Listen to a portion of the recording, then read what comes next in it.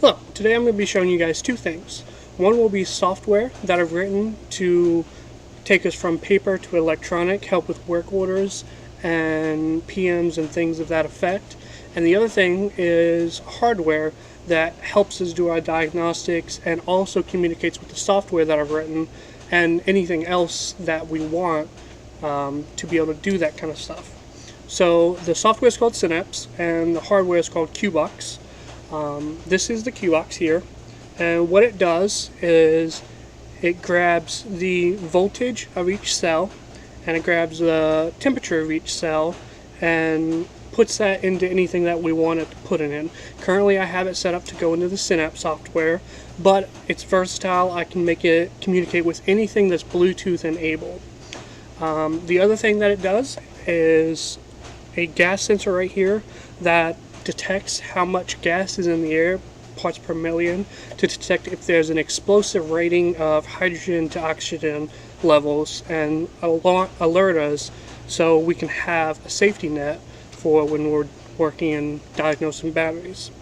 So first thing I'm going to do is show you the insides and the inner workings of the QBox, and then we'll go into Synapse a little bit, and then we'll put those two together and I'll show you how we can diagnose a battery while using the QBox and Synapse. So I'll go ahead and switch over to the inside of QBox, get you familiar with that, and then get you familiar with Synapse so you know what's going on in the inside and the inner workings when we go to diagnose and PM a battery. Alrighty? So you'll see in the image over there that the red card thing in the right side of the box is the main brains of the QBox. It is the microprocessor and Arduino Uno to do all the calculations and anything that we need it to do. To the left of that, you'll see a Bluetooth module in there. That's so we can communicate wirelessly with any kind of device we want.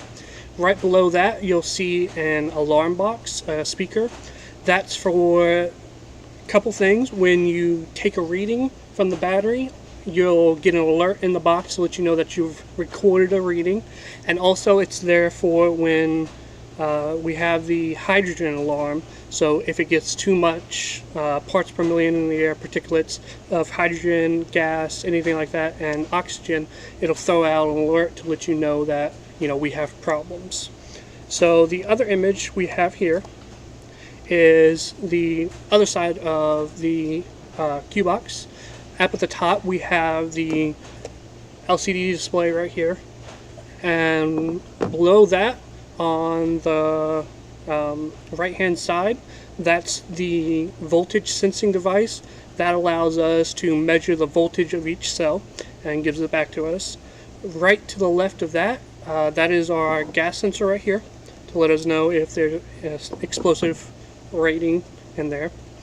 And that's pretty much it. Everything else on the bottom is our connections.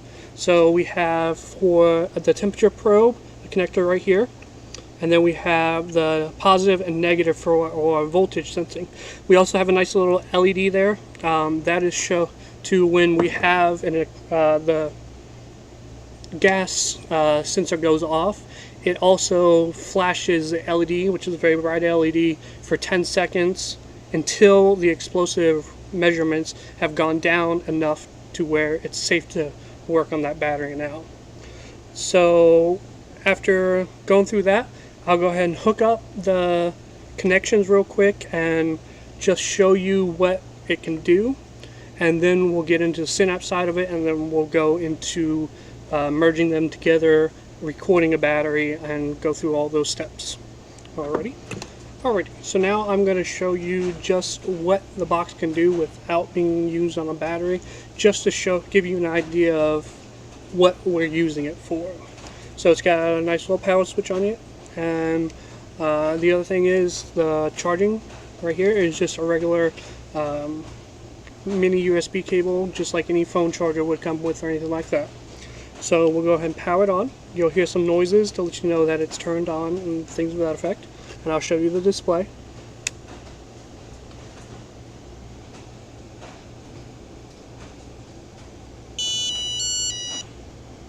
So now it's letting you know that the QBox is ready to be used and things of that effect. Alright, so on here as well, we have 3 buttons: previous, next, and clear. The significance of those is if you'll look at the top, you'll notice that it says current cell 0. If we press next on here, it'll go up 1 cell per, so it lets us know which cell we're currently reading, and if we need to navigate to a different one to record that cell, we can navigate with the buttons, the previous, next, and if we need to go back to 0, we just hit clear and it'll put us back on 0. Also in the display, you'll notice some numbers up here. That is our current gas rating.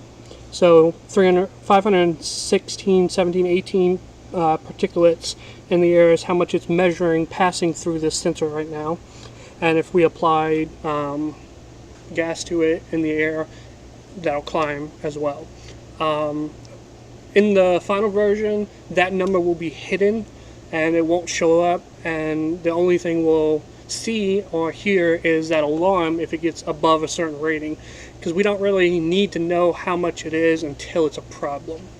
And then also you'll see the temperature and the voltage, so that way you don't have to use the box with the software or anything like that. You can just use it by itself if you just need to quickly walk up to a battery and see what the voltage of a cell is, see what the temperature of a cell is, and things of that effect.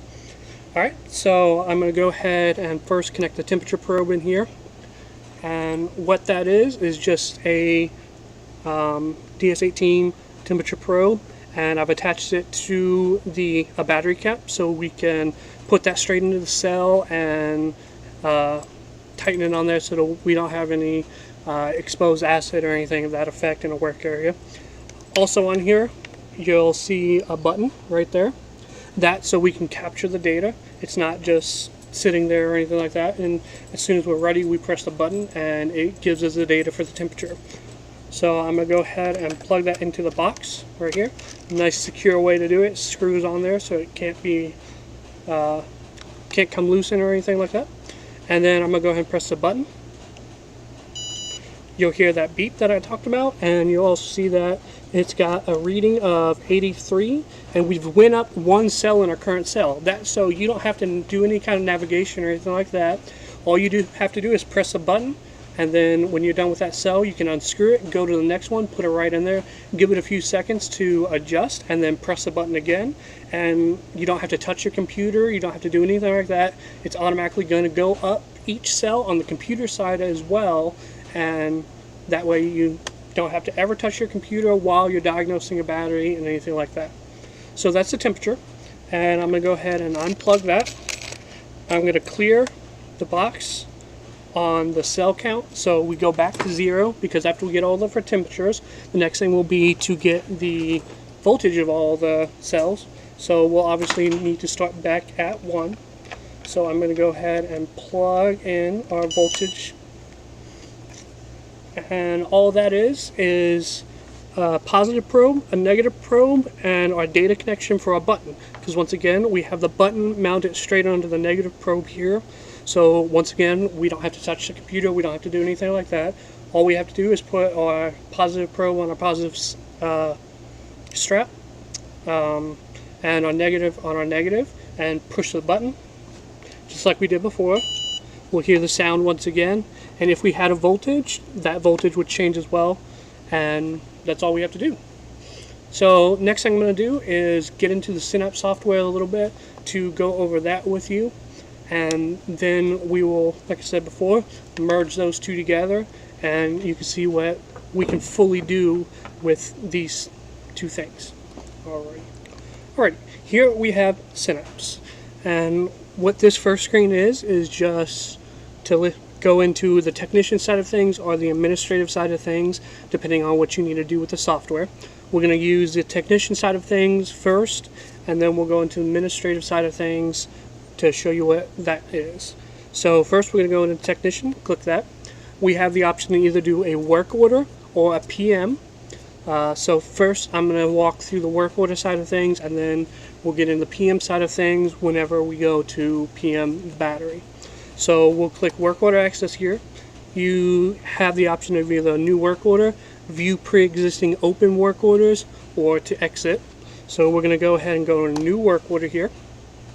In here, we're going to have the choice of creating either a new customer if we need to, or we select the customer, the branch, and the battery or charger, anything that we're working on. So I use this software currently at Penske as just a trial that we've been running just to see how it works and everything. We've been using it for about 6 months, 8 months. Been working really great. And so I'll go ahead and show you some of the stuff that I do on a day-to-day basis out at Penske. So we'll go in here. You'll see a couple of names in here that don't correlate to anything. That was just for testing and things of that effect. I haven't cleared it out yet. But you'll see down here Penske. So we'll click that, and then we'll populate it with the branches as well.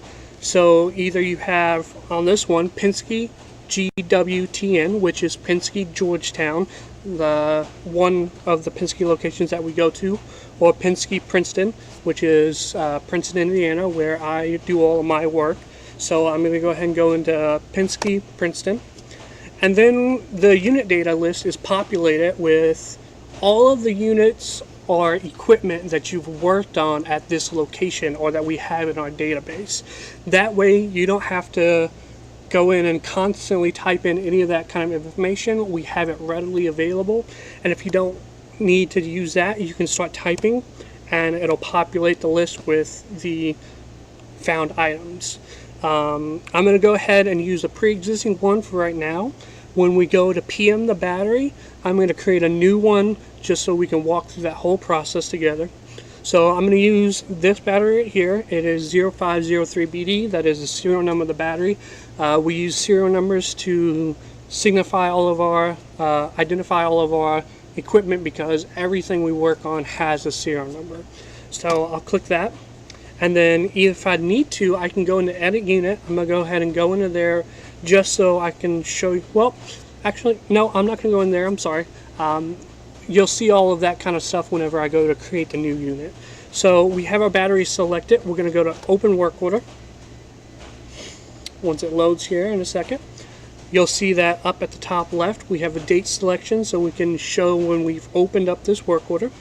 We have the branch location, Penske Princeton. It does not have a unit number. Some locations don't use some unit numbers, some do. The manufacturer, of course, East Penn, it's Deca battery. The model number of the battery down here, 24DD519. It says dash Deca, and that way we can signify if it's a Deca, Enersys, anything like that. It doesn't have to only be used with Deca. And then, of course, we have our serial number of the battery. And then we also have assigned to. This is predominantly for those locations that don't have a battery extractor, that don't change batteries of that effect, like Penske Princeton. They don't have a battery extractor. Every battery is kept in the same truck at all times. So this battery is inside truck number 354245, just so we know if we need to go work on this serial number of the battery, but that truck is still in service, we can go to the representative in the location and say, hey, this battery is in this truck, I need to have this truck brought over to me. And in here we have a note section, so any kind of notes you need to put in it. And then on the right we have our parts section as well. So I'm going to go ahead and put a note in here saying damaged housing due to forklift hood closing on housing. Replaced housing, just so we know. And then I'm going to go to add part. And in this section we have our part numbers that's populated through a database of all of our parts that we use at Auto Power. You can either go through the list if you want, or you can start typing just like before. So SY906 is our part number for our 350 gray housing. And if we're still not quite sure about that or anything like that, we can click View Part. And in this section we can have a whole bunch of data that's readily available. We have the part number up here. If we have an image attached to it so we can see what it looks like, it'll be listed right there. Then we have our description again, a base material. So for like this part, we could put, plastic, metal, because it's plastic with the metal contacts on it. the location, so if it's stored in a specific bin at a shop or anything like that, we can put that in there. The source, where we buy that from. The category is it's connector, so we have some just basic categories that we have listed in there, so like connector, cables, water kits, just things like that, so we can quickly do an inventory of what our parts would damage on this battery in a quick way. Then we have prices, so the list price, our price for a customer, things of that effect, when the last update of the price was, and the status, so if we're currently using it, if we've decommissioned it so we don't use that part anymore, it can be put in there. So I'm going to go ahead and click close, back out of that. Oh, I still need to add it, so I'm going to go back into there. So SY906, the quantity I used was 1, and you always have to have a quantity and a reason. So in reasoning we have operator misuse, so if they've damaged it, if it was defective, so like factory defective or anything like that, we can denote that. If it just wore out over time, you know, contacts, things of that effect, over time they get worn out, they need to be replaced. Or if, you know, it wasn't any of those really, but the customer really wanted us to replace it, we can do that. This one was operator misuse because it was closed on a hood, and then we can do specific notes for each of those parts as well. So damage housing due to forklift hood, once again, just to put that in there, and then I'll hit add part and it'll go into our parts section. The other thing that we need to add on there is labor, and for this we have 3 different types of labor. We have labor service, labor travel, and labor warranty. That way we can break it down even further for what kind of labor this was. So if we needed to drive 3 hours out to a location, we charge that customer for the travel time. We could put, you know, labor travel, the quantity was 3 hours, things of that effect. But for this, we're just going to do labor service, labor for service to equipment. I'm going to put, you know, 0.5 for half an hour. And for the reasoning, I'm going to use customer requested because generally we'll go out to a place to do a service because a customer requested it, so we'll just always use that by default. And then in the notes section, I'll go ahead and put labor for service, and we'll click add part on that as well, and now it's in there.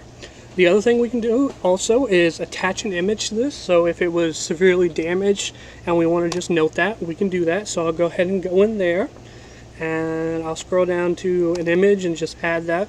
That image is of a cable, not really significant to this, but just to give you an idea what we can use.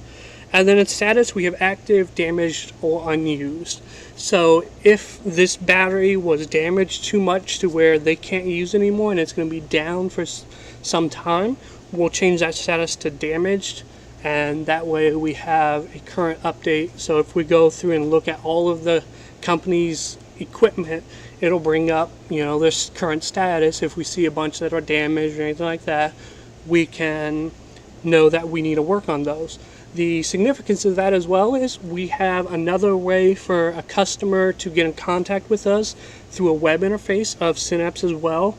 So they can go in there and leave comments for us and also change the status of an equipment. So if they have a battery that's down, they can go in there and they can see all the equipment that we have listed for them and change the status of that battery to damaged, and then we can go onto that web page as well and see their comments and things of that effect, see the status. If it's changed to damage, we can know to get in contact with them if they haven't already contacted us and things of that effect. We're going to go ahead and leave that as active though, and then we're going to hit OK. Are you ready to proceed? We're going to hit yes. Is this work order complete? The significance of that is if it's done, we can sign it, we can have the customer sign it and be done with it. Or if, you know, like me, we do work orders every week on Thursday.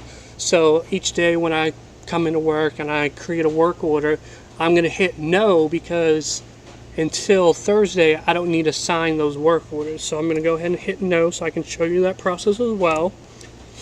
And after it thinks, communicates with the server and everything like that, it's going to tell me that the work order has been set as open and is awaiting further actions. So we're going to hit OK. We're going to be brought back to this window. We're going to go back into Technician, Work Order Access, View Work Orders, because now we have an open work order. This other one up here is a work order that I have currently pending for Penske because they have a down charger, but they don't know if they need to replace it yet or not. So we're going to go into the one that we just opened and view the work order. So here we have that same information that we had. If we, we had this work order open for, say a week, or another technician opened it and you go to replace it, you can click that, part there, click view part, and it's going to show that same information if you're not, sure what's going on. And then we can also click view image, and there's that image that we attached to it. So, this was a damaged cable that we had out here at one point, and just an image I had located on my computer already, so I'm going to go and close that. And then we have an approve button down here. That is for when we go to have the work order signed and completed by the customer. So since, I'm going to go ahead and do that, I'm going to click approve. I'm going to hit OK. I'm ready to proceed. This work order is complete. And then we have our signature box in here. We have printed name, so we can get the name of the person who signed it, and that email, so if they want a copy of this work order, we have that email to locate them. So, we have our nice little box here that we can draw in. If they mess up that signature or anything, you can go to clear signature, but I'm going to go ahead and draw just some lines in there. And then put the name, Robert Doherty, my email, and then I'm going to hit save. And it's going to go through its process and complete each work order that is in there. Work order has been completed and added to service history. All work orders have been added to service history. The significance of that is that if, like me, I have 10 work orders each week, the customer is not going to want to sit there and sign each individual one. They can select all the current work orders, approve each one that they want to approve, then click OK and sign it and put the name, email, and then it signs that whole batch. So it's a quick way for customers to only, not to take up customer time and things of that effect. So I'm going to close that because we're done with it now. Close it. Close it. And then I'm going to go to administrator, and I'm only going to just get into the work order side of things. In there we'll have, where we can add custom parts, view our inventory, things of that effect. But for now, we just have our work orders. In here, it's nicely laid out, that color-coded, the status of that work order. So you'll see all these red ones have signed attached to it, and they're red. That means that the customer has signed it, but our home office has not approved it. So like for me, my service manager, Nick Keenan, he goes through and looks at all these work orders that I create, and if I didn't, put the wrong part in, or if the labor needs to be adjusted because it was warranty and things of that effect, he can go in there, change those things, and then he can approve it, and then that means that it's ready to be invoiced to the customer, and we can charge them things of that effect. But I'll go ahead and go into the one I just created. Let me find that real quick. Well, I'll just do this. Do it by date, and I saw it for a second and then I missed it. There's 6/18. It was signed today, and we'll go to view work order, and it'll take us to that work order in a nice little layout that we have here. Up the top left, we have the customer and their branch, their address, anything like that. Our primary contact information for that customer is down here. The notes for it, the parts that we used on it, the date. That batch ID is there for when we do, just like I said, 10 work orders at a time. If a customer goes back through their work orders and they see 10 work orders with the same signature, they might be a little confused because, why was the same exact signature copied on all of them? They could think that, something fishy was going on or anything of that effect. But this batch ID will show that, 10 work orders were signed with this signature. So if we did 10, this one would be a -10. So we can tie all those together and show that they were all signed at the same exact time by the same person. So our reference ID is if we need to quickly look up this work order again, we give that to, I can give that number to my home office and say, look up reference number 13, and they can just pull up this work order in one quick, easy go. They don't have to go through the list or anything. And then we have all of our information that we have for this unit again. So the manufacturer, unit number, serial number, model number, things of that effect. Shows the signature, who signed it, their email, how much labor was attached to this. And then we have the print function to print it off and things of that effect.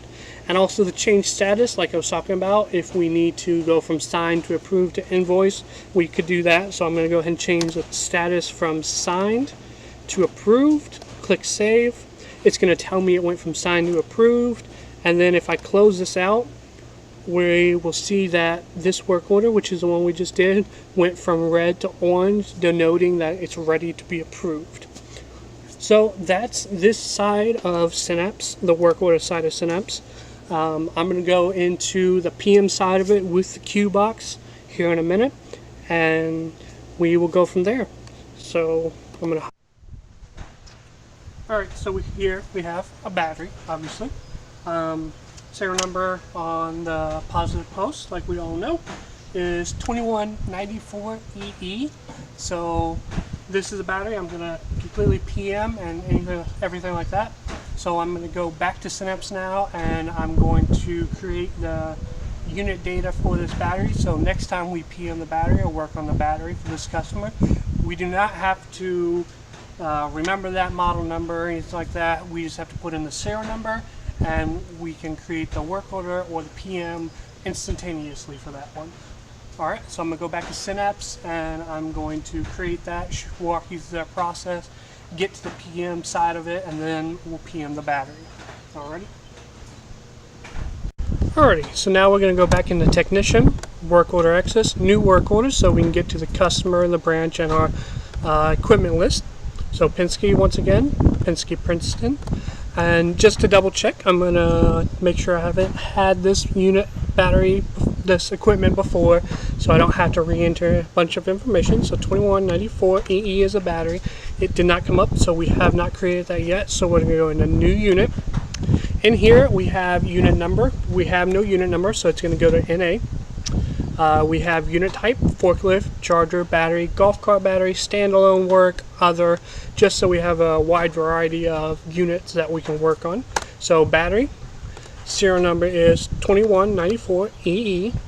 Classification is a flooded or forklift battery, and I'll go ahead and put flooded in there just so we know it's a wet cell battery.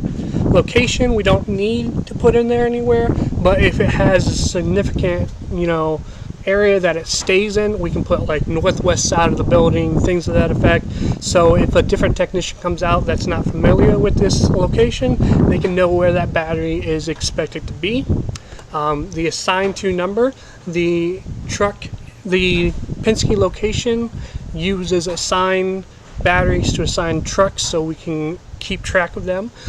This truck number is 355015, just so we know that where those batteries is expected to be. Inspection frequency, so how often we would PM this battery per year. So I'm going to put 4, quarterly, 4 times a year, something to that effect. Information URL is in there, so if we have a how to maintain this battery kind of guide, things of that effect. I mentioned before in the Synapse side of things that we have that web interface that the customer can look at all of their equipment and leave us comments, things of that effect. This information URL will be there as well, just for any kind of information we want the customer to readily have about their battery, their equipment, things of that effect. This is a handy thing to have because like the watering kits and things of that effect that you get with the batteries, they have a QR code in there. We can embed that URL or a PDF or anything into that QR code, and then print that out, stick it on their battery, and it directly links to that. So all they have to do is walk up with their phone or anything like that, scan that QR code, and it's brought to our guide or anything of that effect. I don't have any URLs like that at the moment, so I'm going to leave that blank. And in our notes section, so anything about this particular battery. So, you know, if a cell has been shown to be low a couple times, you can put, you know, low water in cell, you know, number 4, something to that effect. We don't have that problem right now, so I'm going to go ahead and leave that blank. Service notes is just kind of a generic area. You can leave notes that you should do to maintain this battery. So, you know, keep corrosion levels down, things to that effect. Always check cables for cuts, things like that. So before we can save this, we need to reference a part number to this unit data. What that is our model number of, you know, this piece of equipment. Since the battery, we're going to go to reference part to unit data, and then we're going to start typing 24 because it's a 24 D85 19 Deca battery. So we're going to start typing 24 and go into that. Now, if you didn't know that part number, let's say you're completely new or something like that, you can go to search for part. It's going to ask you for a one-word description about that part. So let's say I just type in battery. It's going to bring up anything with the word battery in its description. So we have, you know, an 18 D85 17 Deca battery, 18 cell, 17 plate, 85 amp hour battery. So that's its description. So that's why it brought up battery from battery, because that 85 amp hour battery is in there. So in here, you know, we have our 24 D85 19 battery, which is what it is. So we're going to click use part. It's going to give us that part number here. It's going to give us that part description. We're going to click use part. And now our unit data string up here, 2194EE battery, is what we use to identify that battery in the future. So we're going to click save. It's going to tell us our new unit has been created. And that's it. Now it's in our database. It's in our equipment list. It'll go to the customer's equipment list, anything like that. So we're going to back out of here because now we are going into a PM. We're going to PM this battery. So I'm going to go to PM access. We have view active PM list, view open PM list, and view closed PM list. What that gives us is in view active PM list, that means for this customer, any battery that needs to be PM'd now is going to be in that list. So if we PM'd it in the last, you know, couple days, last month, last quarter, anything like that, it's no longer going to show up there until we set that we need to PM this battery again through the home office or something of that effect. So I'm going to go to view active PM list. It's going to ask for the customer and the branch again. We're going to go through that, hit OK. And now we have our complete list of batteries that need to be PM'd for this customer. And you'll see down here we have the 2194EE, which is the battery we just created. You can enable the filtering, so if you need to, you know, only see batteries, you need to only see chargers, you can do that. And then you can also, of course, filter it by a serial number. So if you have a huge list of equipment, you don't have to sit there and sort through it all. You can just go straight to the serial number. But since our battery is just right here, we're going to click Open PM. It's going to do its thing. It's going to let us know a new PM has been added and bring us to the Open PM section. It's once again going to have all of our battery information, the customer, when we open this PM, and all of the information tied to this. It'll have a note section, temperature, gravity, and voltage. So in our notes section, we have corrosion visual rating, battery visual rating, water visual rating. So it's a scale to 0 to 10, 10 being it's good, it's in perfect condition, 0 being worse, we need to, you know, do some serious work on this battery. So we're going to go ahead and in corrosion, we're going to put a 10. Battery visual, it looks great. The water level is perfect, so we're going to get up a 10 out of 10 on everything. In the notes section, that's something you'll fill in as you finish the PM. So if you found, you know, certain cells being low, cuts in the cables, damaged housings, anything like that, you're going to put in the notes. So when we go to look at this PM, we know what was wrong about it. So I'm going to quickly just show you what all we have here. We have the temperature readings. So this will be automatically populated with how many cells are in this battery from our battery information and the model number. So that 24, it's a 24 cell battery. So there's only 24 available readings to be taken for this battery. So we have a temperature, we have the gravity for a specific gravity, of course, and we have a voltage. So the voltage readings, but then this has two other things. It has a state of charge. So, you know, if we go back and we look at this PM and we see like the cell voltage being only 2.04 or something to that effect, we don't know for sure if that battery was fully charged or not by default. So if we see 2.04 and we see a state of charge of 80% or equalize or 100%, anything like that, we might be a little suspect of that cell because it's so low, but the state of charge should have been higher.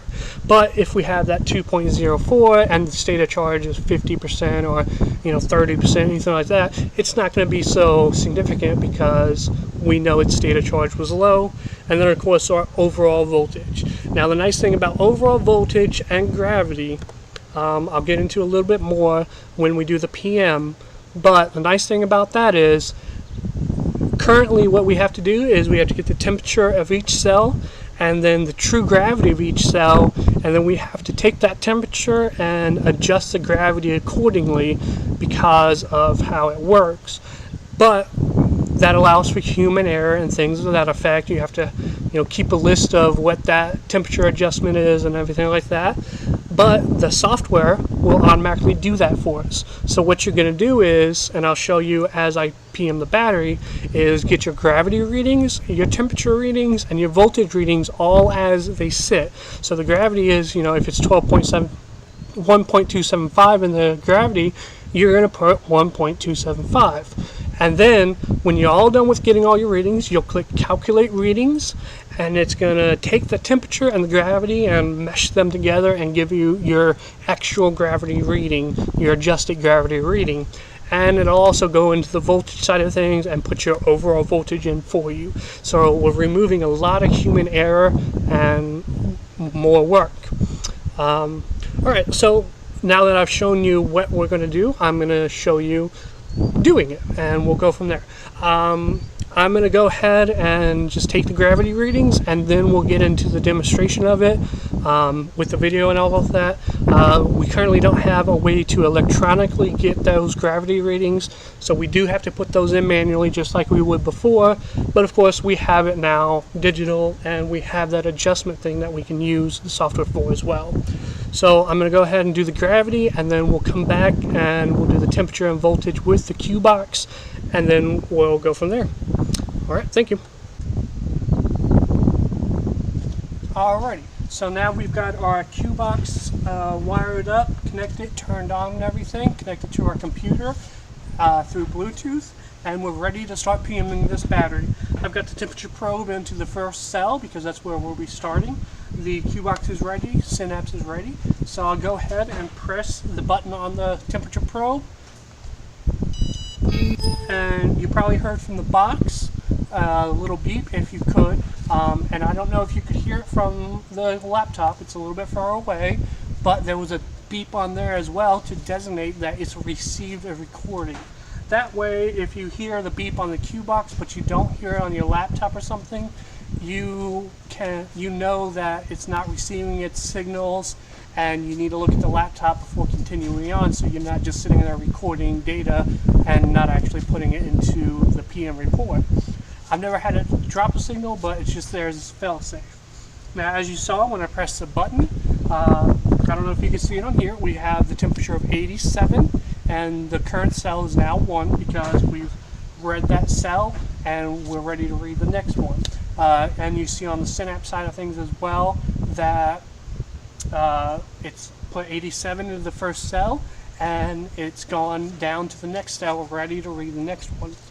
Now what you can do is, if you think you messed up on that reading or something, you can navigate on the QBox, previous, and it'll go back to that first cell, both on the QBox and on the software side of things, so you can do another reading of that. So we'll go ahead and redo that reading just in case, and you'll see that it went up just 1 degree because maybe the probe just hasn't acclimated just enough yet or anything like that. You can give it a little bit more time if you see different readings like that. But I let it set for about a minute and a half, so it should be fairly close. It doesn't need that long to come up to temperature. So we'll leave it as is, and we'll take the cap off the second cell, and we'll take the probe from QBox out of that cell, put that one in there, close this cap back up, just safety wise, and we'll go back to QBox and we'll press our button again. So we have an 88 reading for the next cell as well. Of course, for PMA battery, you're going to take the caps off so you can quickly get to all the cells, so you don't have to constantly do that. So I'm going to go ahead and pull all of these caps off this row, and so we can quickly jump to the next one and things of that effect. You'll of course want to give it a few seconds to get up to temperature or drop down to the temperature of the new cell. It doesn't take long, just like a glass thermometer would or something like that. Of course, if it's the really cold cell or something like that and you went from a really hot one to a really cold one, it could take a little bit of time, but it doesn't take that long. But just like a glass thermometer, it takes a little bit for it to acclimate to the new cell. So we'll go ahead and press that now. We've got a little bit of time. And we have a reading of 89, so we have a change in there. But we can just now go ahead and hop to the next one, and so forth and so on. Give it a few seconds and get on the reading. I'm going to go ahead and pick up the QBox and move it a little bit since we're going up down the battery. Give it a few seconds again. And you might be confused as why it says current cell 4. It doesn't mean the current cell that you're reading, it means the current cell that was read last. That way you can go, okay, it's got a number 4. That means we've gone 1, 2, 3, 4 cells, and we need to get the 5th cell now.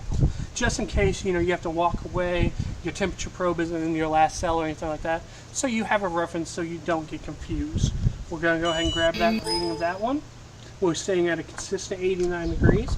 This battery has been sitting for a little bit after it had its equalized a charge. While that's getting up to temperature, I'm going to go ahead and pull my caps off of this side and put them into the other side, back into the other side. So, we have those ones closed up because we're done with those. Go ahead and grab a reading from that real quick. And then I'll just continue on my way.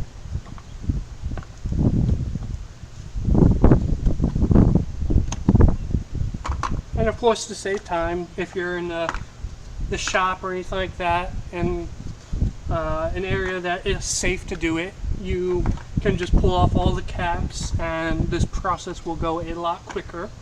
So I'm going to go ahead and get our reading from that one. We've dropped down back to an 88. Keep pulling caps off because, I'm here alone, I'm in a well-ventilated area, and I have my safety gloves on and all that, so I'm fairly confident that we aren't going to have any problems. So now that all the caps off, we can move a little bit quicker now. So we've jumped up to 90. That cell's a little bit warmer than the other ones. And we're on cell number 9 now. The box says 8.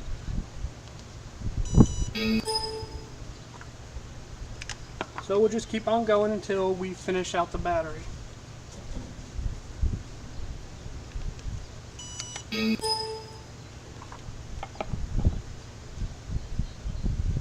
I'm going to go ahead and keep putting my caps on the previous one, so since we're done with those, we'll of course not need to read them anymore.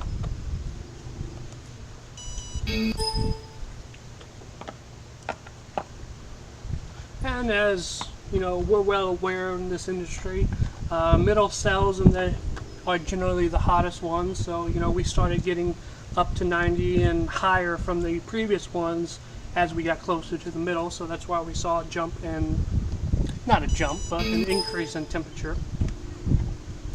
So we're still moving quite along pretty nicely. And unless you have a problem cell or anything like that, you're not going to see a huge variance in temperature, of course.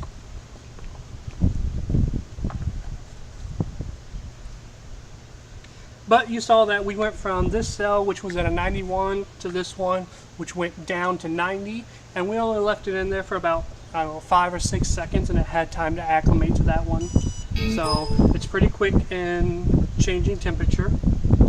Doesn't take too long.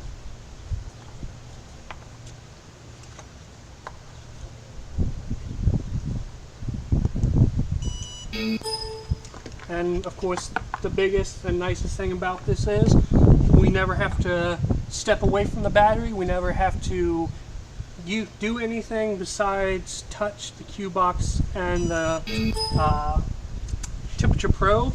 So we have no way of transferring acid, currently to our piece of paper that we use. So, if you get acid on a PM that you're currently doing, you're pretty much going to have to rewrite that PM because that paper is just going to disintegrate.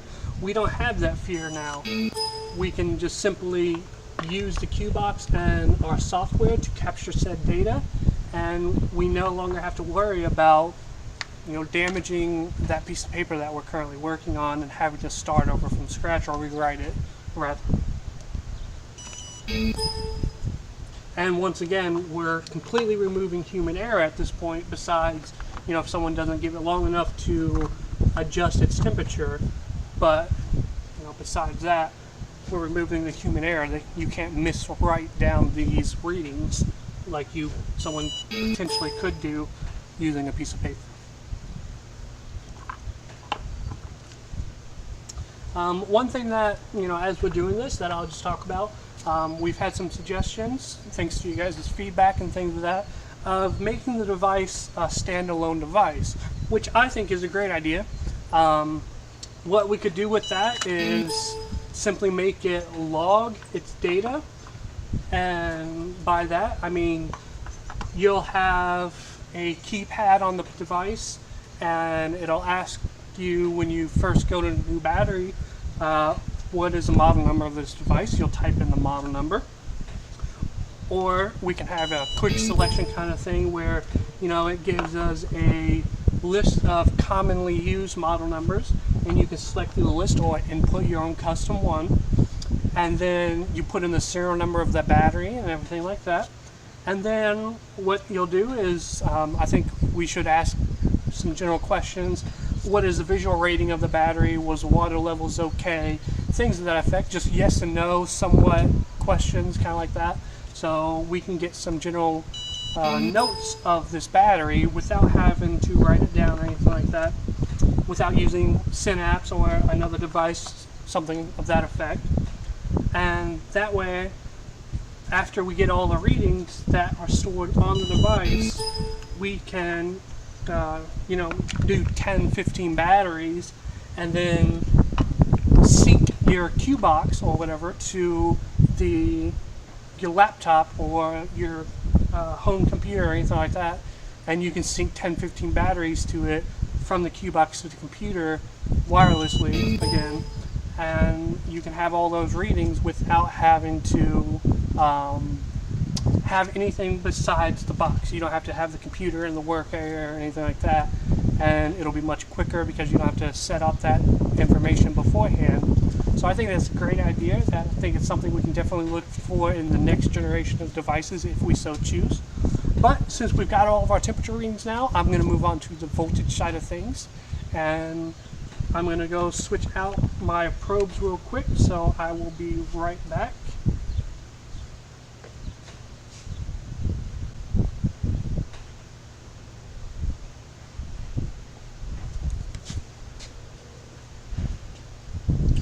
Alright, so now we're on to the voltage side of things. We're back on the first cell in Synapse, and we've reset our cells on the QBox as well. We have a voltage lead set up. Of course, we have the button on the negative meter lead. That way we, once again, don't have to jump back and forth between computer and everything like that. So we can just grab our readings and move on. And of course, unlike the temperature, you don't have to wait any time between readings, just from when you hear the beep on the QBox and the software, so you know that you've gotten a reading. So we'll go ahead and press the button. Voltage is 210 on the cell, and we just go on from there.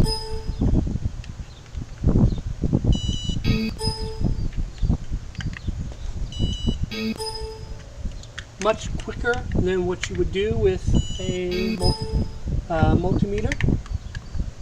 We don't have to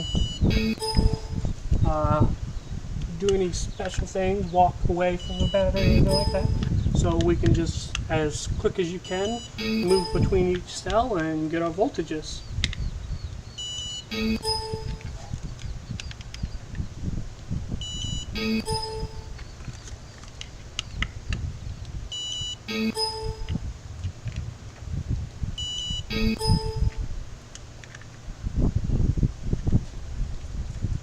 Sorry, I wasn't quite sure. Lost my place there for a second. That cell's a little bit low, so we'll take note of that whenever we do our notes. 207 compared to the rest at, 210, etc. Something to definitely take note of. One thing to note though, that the battery was not fully charged, so these readings aren't as high as we definitely want them at the 214, 215 mark. If it had just come off an equalization or something of that effect and had sat for a few hours. But as you can see, I'm almost done with the battery, and it's been what, a minute and a half, not too long, not bad at all for reading 24 cells of a battery, if I do say so myself. So there we have it. We have the entire battery's temperature, the voltage of the whole battery, and everything like that. One thing to note, hang on just one second.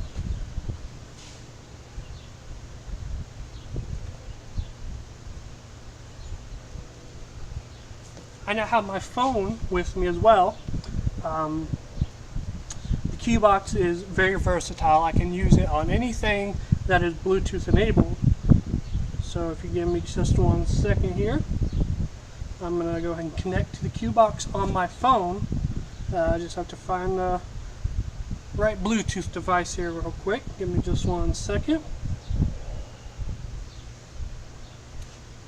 So, now I have my phone with me. I'm going to go ahead and set that down, go back to the QBox, and get a reading. And you'll notice on the phone, if you can read that, I'll turn it sideways. It's going to keep scrolling. I apologize for that.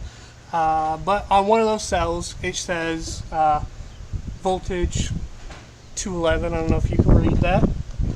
So we have it capturing on multiple devices simultaneously. So if we disconnect the laptop, we connect the phone to it, we now have our voltage readings on our phone device. It's a very versatile piece of equipment. Anything that's Bluetooth enabled, computer, tablet, phone, anything like that, we can send the data to. It was constantly scrolling through those because I had it set up in a debug mode to where it's constantly sending out the data, but the final version, it won't show anything on there until you press the button. So all that scrolling and everything that I was trying to show you wouldn't happen. It would only capture the data once you press the button, and that's all you'll have on the phone is your last reading that you took. So that's the little demonstration we have for you today. Hope you liked it. That's all that we're going to do on the QBox, so I'm going to power that down. And I'm going to go back to the Synapse side of things and show you the calculate readings. That way it can adjust the gravity and give us the overall voltage of the battery without us having to do any of that kind of math and everything. So I'm going to do that real quick.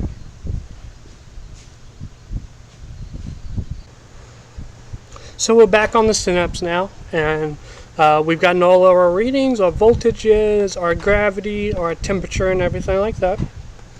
And we're going to do the automatic calculations now. So as you can see in gravity, we have like 1275, 1280, 1285, 1285, 1280. So we have all of our readings. And in voltage, we have all of our individual cell voltages, but we don't have an overall voltage yet. So we want that. State of charge, I can estimate it at about 75–80% charged, I'd say. It might be a little off the top of my head. So we have all that in, and I'm going to go and click calculate readings. It's going to alert me that, you know, I can only use this once per PM. That way you can not adjust your gravity and then accidentally readjust your gravity again and, you know, fail to get the correct readings because it's going to try to adjust it twice. So we're going to go ahead and click yes. And as you can see, we have an overall voltage of 50.3031. And then on our gravity, we've had our adjusted gravities. So 1.281 now, 1.286, 1.291, and that was all automatically given to us via our temperature readings. So now that that's done, all we need to do is close out the PM. Alright, so there we have it. That is all I have to show you guys today.